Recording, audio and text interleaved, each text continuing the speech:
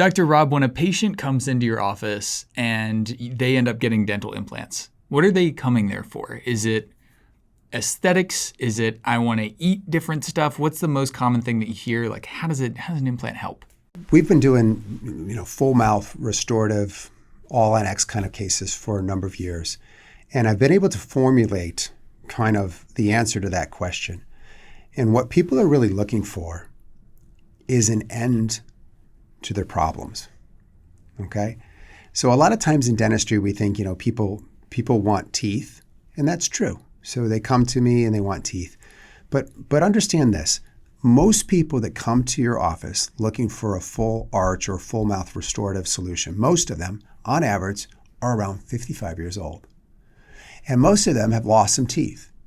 And most of them, of the teeth they have remaining, have fillings in them, have crowns in them, and have root canals in them. So imagine that you have a patient and you just hypothesize that the teeth that are missing also had fillings and root canals and crowns and buildups on them. If you were to do the math, how much money do you think they spent on their smile to get to that point at age 55? A lot of thousands. A lot of thousands. And it's not right, is it? They've trusted us as the dental industry to repair their teeth, and we do. But it doesn't seem to work. In some cases, we're fighting genetics. Some cases, we're fighting habits. We're fighting an uphill battle with a lot of things for people. And at 55, they've spent $100,000 on their smile, and they have 6 teeth left and periodontal disease, and they've got grade 3 mobility. And so what I've found, and this is different than I've never really heard anybody talk about this. This is a different perspective on tooth replacement therapy. What I've found is people want an end game. They want an end of this constant putting money into their mouth.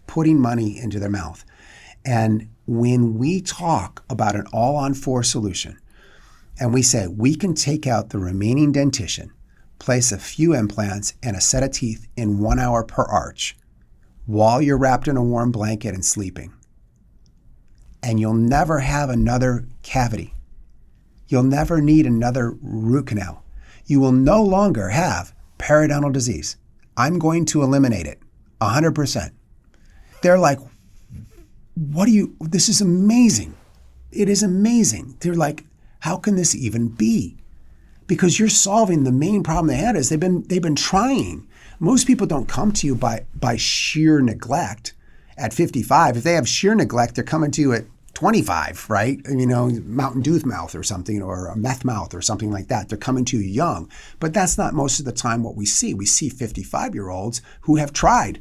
They've tried, maybe not to great success, but they have tried, and they've listened to their dentist, and they've tried to do what the dentist has said, and yet they still got to this point where they don't have a beautiful smile, and they have a few teeth left, and they've lost a little bit of faith in dentistry, right?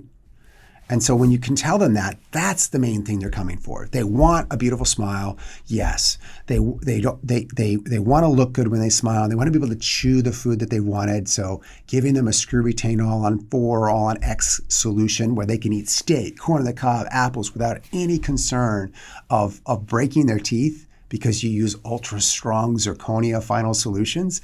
Man, it is one of the most rewarding things we can do in dentistry is to solve those problems and I would like to say permanently, obviously we can't say that in dentistry, but for a very long time, if not forever. Okay, so let's just phrase it that way so we're politically correct, but for a very long time or not forever. And in fact, just today I was doing a little bit of background research and I pulled up Tischler's report, and I don't remember the specifics, but I think it was 2,300 arches, 2,300-ish arches made out of zirconia, and he had like 0.4% failure over 5 years.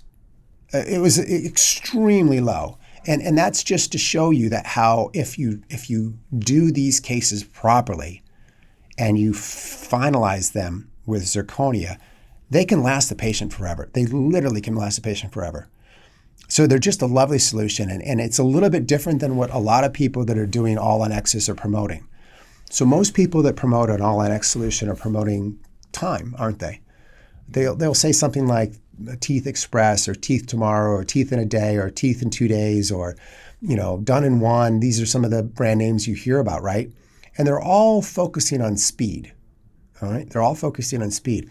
But the one thing I've never heard a patient ask me is how fast can you do it? Now they'll ask me, when can we get started, right? When I tell them what we can do with the Implants Made Simple method, they'll say to me, when can we get started? And that's different than how fast will it take you to do the procedure. So that's not where I think we should put our emphasis when we're talking to the patient is solve the problem at hand, which is they want a beautiful smile and they don't want to keep putting money into their mouth forever and ever and ever. Now, it is true that if you're doing an all-NX case and you're doing it proper, there's an investment to be had, okay? There's an investment to be had. But this is the end of the road investment for your patient. Properly done, these things don't fail. I have never had an all-on-4 case fail that wasn't the patient's fault. And let me clarify. 2 cases, catastrophic failure. All implants came out. Both of them smoked during the process. Both of them smoked, even though we said no smoking. They both said, I smoked through the whole thing, I couldn't do it. And they all failed, okay? That's not on me. That's on them, I'm sorry. Okay, we tell them up front. You cannot chew on these teeth while they're healing, and you cannot smoke. Those are the 2 things. But if they do those things and you follow the Implants Made Simple protocols, these things don't fail. They're gorgeous, long-lasting. So the patient really just wants an end to the problem. Why do you think it is that a lot of these companies are marketing on time then? Like how'd that... I don't know where that came from. I really don't know. I think that, in general in dentistry, we talk about being very efficient. So I remember when the CIRAC came out and now we could do a crown in 1 visit, that was a huge convenience factor for the patient. And we could use that to help people, help convey that to people and say, hey, come to my office because I can do a crown in a day. David Letterman did a funny skit. You can probably find it on YouTube years ago. David Letterman is a comedian for you young kids. We know Letterman. Come on. For you young people. And so he did a skit where he says, I went and I had to get a crown and then I got a temporary and I had to wear a temporary for 2 weeks and then the temporary fell off during the process and then I had to get the temporary put back on. It was just a whole massive ordeal for him, right? And he was making fun of it, but it was all grounded in truth. It was all real. That's how we used to have to do it, right? And so I think what happens is when we get these new technologies, the first thing that we do as clinicians is we run to what's the advantage for the patient. And so if I can do an all-on-X case in an hour, okay? So it would be maybe something that you would expect me to be going out to the marketplace saying, I can do it in an hour and the other guys take 24 hours. So I'm 23 hours faster than everyone else, right? But that's not what I found really moves people. When I speak to them and I listen to their pain and their suffering and where they've been, and what they really want is an end to their problems.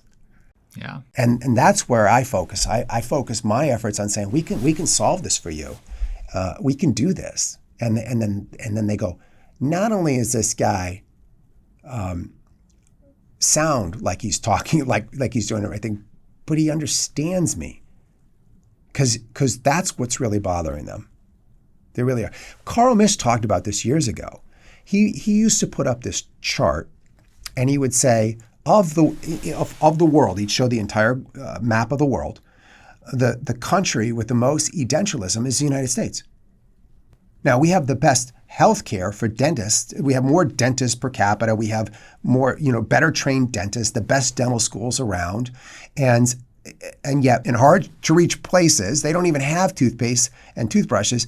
They have a higher tooth count than we do. Now, the idea was, and that he presented from the podium was, our dentistry sucks, right? Our dentistry doesn't last. We do these things. We do them to the best of our abilities with the best materials, with the best intentions, but they don't seem to last very well. And you just look at your own body of work in your office and you'll see it. And you know who else says this? John Coyce says it. And the way he says it is, he says, there is no dentistry better than no dentistry. Okay, so doing no dentistry is the best dentistry we can do, right? So he's saying the same thing. And these are two greats, right? These are two mentors of the industry that are saying, we got to be careful about what we do. And I firmly believe that because, we do the best as dentists that we can, but we can't fight nature, right? We can't fight biology. We can only do the best that we can, and we keep trying to make that better and improvements. But a lot of times it's not good enough for many, many people. So what was causing that edentialism in the U.S.? Dentists. So the answer that Carl would present was dentists are causing it. So what happens is as a child, you get your first molar when you're 6 years old. And when you're 6 years old, you eat a lot of candy, right? And you don't have great dexterity and you don't do a great job of brushing your teeth. So you get a little pit fissure cavity when you're 8. And the doctor says, oh, it's just a little cavity. And so they just trace it out and they put a little composite in there. And then it leaks a little bit. And by 15, you get an occlusal filling. And then before you know it, there's some interproximal. When you're in college, you're drinking a lot of coffee with sugar in it. Or nowadays, you're drinking energy drinks. And now you get interproximal caries. So then they extend it to an MOD. So now you have an MOD filling. And then the cusp breaks. So then they go, okay, we need to do a crown on it. Okay, so we do a crown on it, and that lasts 7 years until such time as the patient starts to have discomfort, and then they need a root canal. So you drill down through the center of the tooth, through the crown cracks, you do the root canal, now you do a build-up, you do a new crown, okay? And then eventually they bite down on something inadvertently, and the root cracks, and we extract the tooth. So that's the life cycle of a dentition, a tooth in America. Okay, I mean, that's a life cycle of a tooth in America, right? It's just kind of how it happens. And you see it over and over again. It's not something special in my office. You just look, you say, the number one missing tooth in America is the first molar. The tooth that comes in, the big fat tooth that comes in when we're 6, right? So it's the number one missing tooth. And there's a reason for that. And so also the fact that it's been in the mouth longer, right? So that's one reason too. But if you look at that, all along the way, we're doing what we think is in the patient's best interest. And yet, ultimately, what it leads to is the extraction of the tooth. Ruddle, an endodontist in California, Ruddle talks about the life cycle of a tooth. And he says the root canal, he does root canals, he's an endodontist. He says the reason the patient got to that point was that first fissure caries. That's the start, and it's just the progression. It's literally a linear progression straight to the root canal. And now you just extend it on to the extraction and the implant. But the beautiful thing about implants is I'm not seeing that with implants. In my practice, with the method that we're using, with the implants made simple, I do not see that progression. I see rock solid implants. And not only just the way that I'm currently doing it, but we have some legacy cases from 20, 30 years ago that have come by.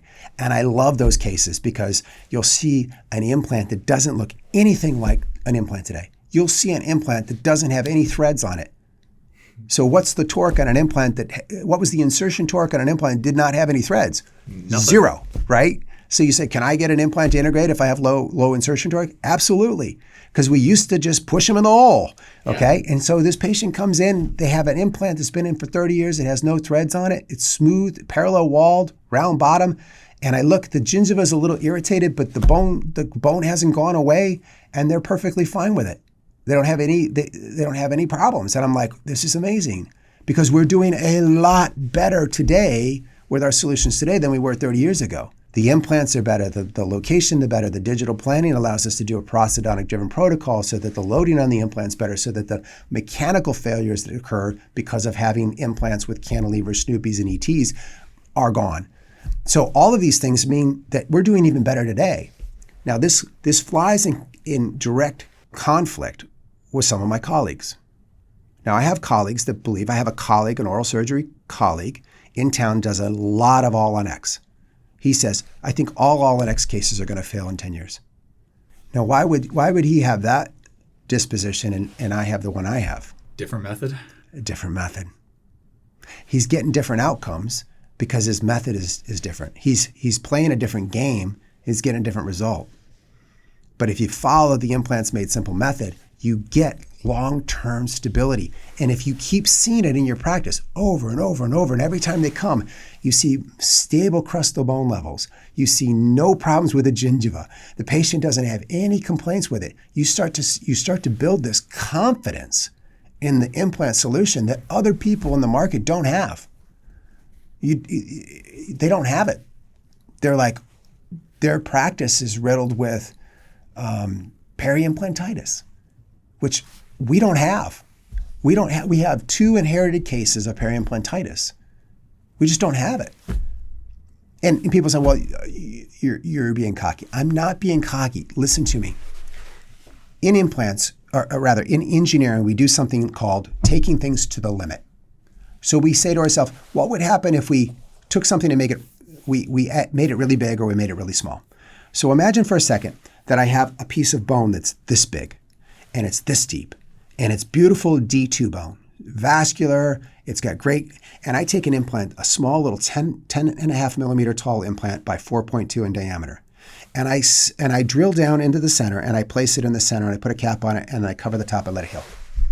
Do you think in this scenario where we've made the bone enormous, there would ever be a complication with that implant? No. People have been shot with bullets.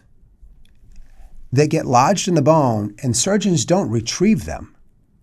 They go, to get in there, to retrieve that will be a bigger disadvantage to the human than just leaving it. And it just sits there.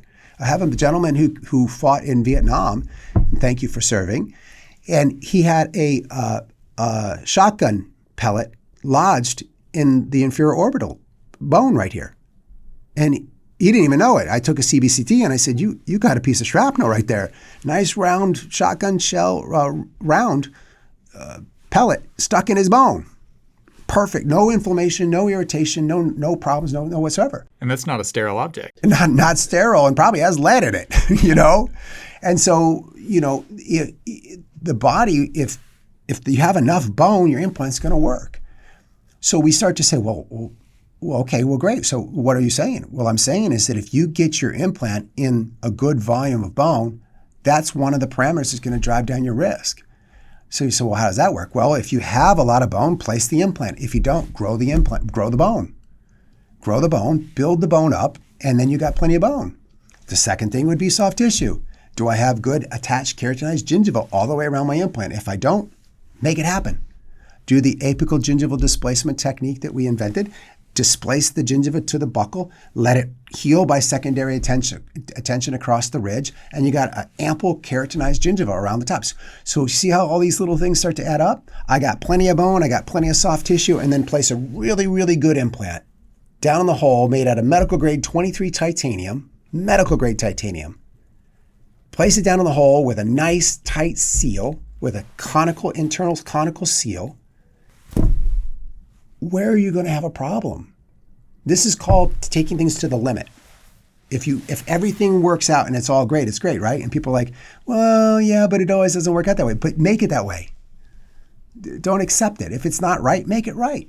And then if you make it right, you'll have solutions that will last forever. I'm very, very confident in our implant solutions that we provide our patients. Oh, it sounds like they're getting exactly what they came in for. End of the road. Last teeth you should ever need. This has been another episode of Implants Made Simple. I'm Dr. Robert Stanley, Smile Engineer, out.